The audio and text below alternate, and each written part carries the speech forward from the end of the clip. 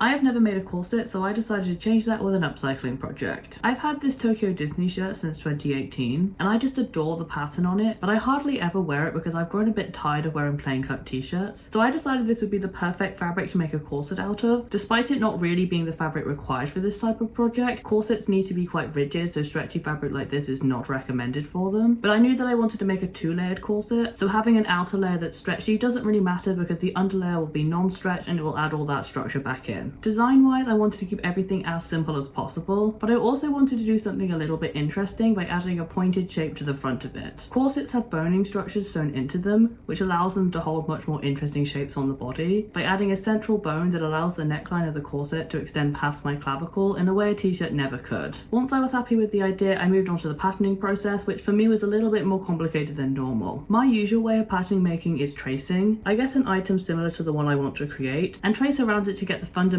of its structure. Once I have this, I can then edit it slightly to match my design before transferring onto my chosen fabric. For this, I couldn't do that because I don't own a corset. Instead, my method was a little less organized or simple, but it did get the job done eventually, so I'm not opposed to doing it again if I ever need to create more patterns like this. What I did was wrap some fabric around me and drew out very vague corset shapes onto it that I could then perfect a little bit and cut out. With these pieces cut out, I then pinned them together and realized that what I had made was huge on me, so I went about cutting all the seams down until I had a garment that fit. Once the pattern was fitting okay, and I had messed around with the cut of the top and the sleeves, I was looking at it and realized I really over-engineered everything. The purpose of seams in a real corset is to create shape, whereas mine really only resulted in a completely flat piece of fabric with lines all over it. You can definitely make this style of corset look good, but I really wanted my fabric choice to stand out, and cutting it into thin pieces like this would segment the pattern too much, making it unreadable. So I decided that I would be dividing the flat front section of my corset up a lot less in the final version. This way I could have more of the fabric that I really like on display and also make a corset that looks a little bit more streamlined. With the long patterning process finished, I then moved on to making the lining layer for my corset. For this, I used this pink cotton drill, as it's both a good color match for the shirt and it's a strong, non-stretch fabric that can definitely withstand being sewed into repeatedly and pulled around a lot when I take the corset on and off, especially as I want to do lacing in the back that may take a little bit more force to do up every time. Like I said before, my pieces were a lot more simple and purposeful this time around, and I was really liking the structure that I was seeing, even when I just had things laid out on the table. It made me feel like a proper sewer. Cutting out more exact pieces than normal made me really want to get a rotary cutter, because things shift really easily when you have to pick them up to cut the edges with scissors, and when trying to cut out identical pieces, you really do notice the differences between them. Obviously there are downsides of rotary cutters. For one, you need a cutting mat, and those are surprisingly expensive if you want to get a substantially sized one. And I also assume they're not great on curves because of how they are structured. I may be wrong on that though, maybe they work really well on curves. But realistically, I don't need to be buying any more sewing equipment. The stuff I have already is taking over my entire storage space, like my entire bottom half of my wardrobe is full of sewing supplies nowadays. So it's probably better to not add to it at all. Now that I had all my lining pieces, I could use them to cut out the pieces I would need from my t-shirt. This took quite a bit of rearranging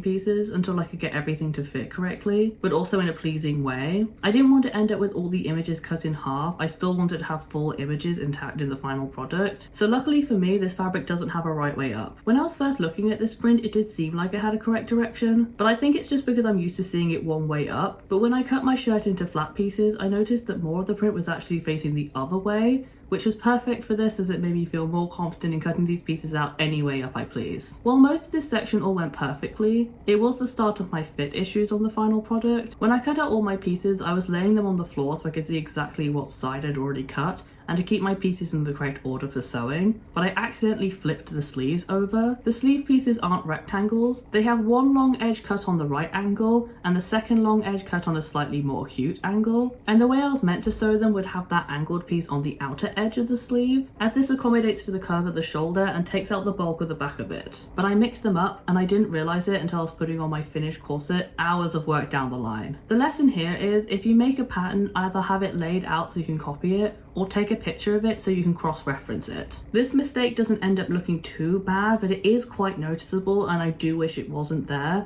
It would have been a very easy fix to do if I'd caught it earlier on, but now that everything's sewn together, it would be quite a long process to go back and redo it. I think the easiest fix to this would just be cutting the sleeves off completely, but I don't really want to do that. Anyways, with all my pieces cut out, I then moved on to sewing them together. This was the easiest part of this entire process, as it was mostly just straight lines, with only one piece being on a slight curve. curve. If I were doing a more structured corset, these types of seams would start to become a lot more common, especially if you're sewing one with room for breasts, because these types of seams are the ones that create the curves of the final bodice. These seams can also be difficult to sew, as matching up the pieces is a little bit more difficult to do, especially when they are different shapes and at very different angles. So I'm glad I only had one to worry about, with this being my first try of making a corset. To line them up on this section, I just matched the pieces at the top edge and pulled the pieces flush together while sewing. It worked well for me, but it's obviously not a very technical or accurate way to sew this, and it's why if you ever see people making technical corsets, they'll do those little notches to make sure that it's all lined up correctly in the end. Once the pieces were sewn together, I also did a heavy amount of ironing to get my seams as flat as possible so that they wouldn't add any bulk to the final product. This is also so that my seam lines would be easier to line up when I'm sewing the two together. A new iron would also be high up on my list of sewing projects I would love to have but do not need. This one is broken in many ways, but most annoyingly is that the cover where the water tank is broken, so now boiling water sometimes splashes onto me if I swing it upright too quickly, something I usually do when I've just burnt my hand with the steam. Maybe what I actually need is like a wooden stick to hold the piece of the fabric down so my hand isn't too close to the iron, but saying that, I'm not great at using my left hand, so I don't know how much of a help that would be. Next, I made the pieces that I would need for the corset ties later on. I didn't film this process because England was having a heat wave and my phone was starting to overheat, but luckily it's a very easy process. I simply sewed long thin tubes, which you do by sewing along a folded flat strip of fabric and then turning it around, and once I had this tube, I then cut it into small strips all the same length. Lengthwise, I just eyeballed how long a piece I would need to create a small loop, and then added a centimetre of seam allowance onto each end so that I could sew these pieces directly into the seam lines of the corset in the next step. This is the point where I could actually sew my piece into a corset by sewing my lining layer and my front piece together, good size together, all the way around the top edge. Usually this is a very easy thing to do because it's just tracing the edges with a sewing machine, but this one was slightly more involved as a result of the aforementioned corset pieces. I tried to make these as flat as possible, but once they're folded into loops, they are 8 pieces of fabric thick. And then once you add the lining and the outer layers, my machine has to go through 10 layers of fabric to sew them on every single time. The way I got through this was by going very slowly, sometimes even manually powering the needle instead of using the foot, so that I could have complete control over the speed of the needle. And this very surprisingly didn't break a single needle. I break needles all the time, so I was sure that it would happen during this process, but it didn't because I really took my time with it. Something I also did differently that I think was helping was use a bigger seam allowance. When I usually sew, I sew with the foot on the edge of the fabric, but for this I was sewing with my fabric at the 10 mark on my machine, and it seemed to go a lot smoother than normal. I think I've been catching my fabric in the sewing machine a lot more than I thought. Once I had all my edges sewn together, I then cut tension release notches into the corners and the curves and flipped it the right way out before heavily ironing it flat. Despite my efforts, the seam lines for the outer layer and the lining layer didn't completely match up. My assumption is that I stretched the outer layer ever so slightly while I sewed it, thus warping the shape ever so slightly, but in some ways this was helpful as it was easier to get everything completely flat, as there was less seam allowances being on top of each other. The loops came out a lot more professional than I thought I could achieve, but I do wish I had made them ever so slightly bigger, because it was a little bit hard to get the ribbon through them later on. I think I should have gone about a centimetre longer for each piece, which would bring each piece out by just 5mm. This would be no visual difference with the loops, but they would be slightly more practical to actually use, so it would have been a better option. Next, I moved on to boning the corset. Well, I say boning, but I'm actually going to be using zip ties. This method was introduced to me by Prickly Alpaca here on YouTube, but it's a very common substitute used by many sewers on YouTube, especially when it comes to making short corsets like this one, as you don't really need that much structure added to them to get the desired result. If I was making a cinching corset, these might not be enough as they are likely to bend when being pulled in one direction too much, but they are perfect for the simple structure that I wanted for this project. And luckily for me, my sibling had a whole bag of them already in the house because they also sew and they were using them to make corsets at the same time. These zip ties are thicker than regular ones, so they will last a lot longer in clothing. One of the downsides of them being thicker is that they do get sharp when you cut them, so you definitely need to file down the ends of them to stop them ripping through the fabric. To add them to the corset, I sewed boning channels down each seam I'd previously created, plus one extra one down the center to keep the top edge at the right shape. On the inside, these don't always line up with the seams, but you won't see them when I'm wearing the corset, so I didn't mind that much. I just needed them to look good from the outside. Once I had my channels, I then put my bones in and did a little straight stitch along the bottom edge of the corset to keep them all in place. This was a little nerve-wracking, as if I sewed into the plastic by mistake, I would definitely break a needle, and with how hard needles are to get out of plastic, I might have ripped the fabric if I tried to get them out. So I am definitely very glad that this entire process went very smoothly and very quickly. Now we are onto the finishing touches, starting with that bottom edge. For this, I first sewed a long strip of fabric good size together along the edge, following that same line neckline I just sewed to keep those zip ties in place. I then folded it and the seam allowance up and under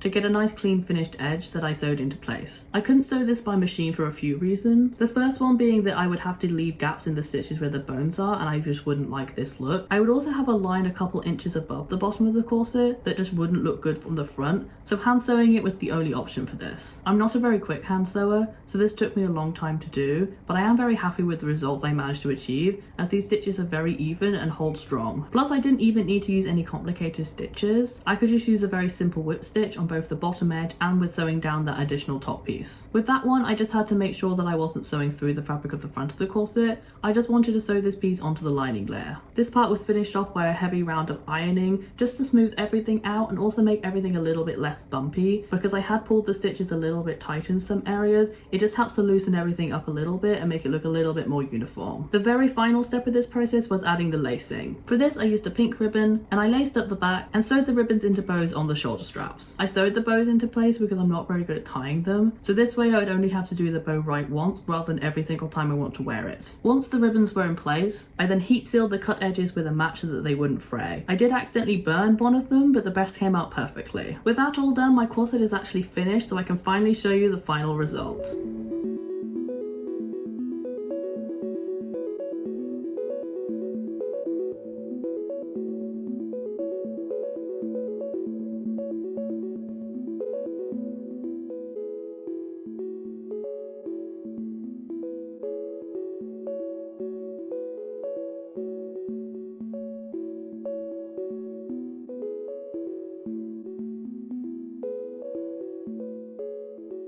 I'm very proud of myself for making this because it actually does look like a real corset. I thought for a second it just wasn't going to look right, but it really does read as a professionally made corset in my opinion. At least from the front anyways. Like I said before, I do have a little bit of an issue with the straps. You can see the lean of it quite well when I'm holding it. This line is meant to be the one that's straight. This one is meant to be the one that is leaning. It would just give it a little bit of a better shape while I'm wearing it. What I'm thinking I could do to fix it is just to cut it off and then re-sew it. It might be a little bit hard to do. I think I would have to do it by hand, but it might be worth doing it just so I could wear this without a jacket, because currently it does kind of annoy me that it doesn't quite fit correctly in the back. Talking about fit, I also kind of feel like I made it a little bit too big. I feel like it could be a little bit tighter on me because it does kind of have a little bit of a t-shirt vibe to it rather than a full-on corset. I am still very proud of it and I'm definitely going to wear it, and I think it's a good start to make corsets more in the future. With that all said, that is it for this video. If you did enjoy it, please give it a like down below, comment what else you'd like me to do, and subscribe as I post a new video every single week, at least when I can, and I'll see you next time. Bye!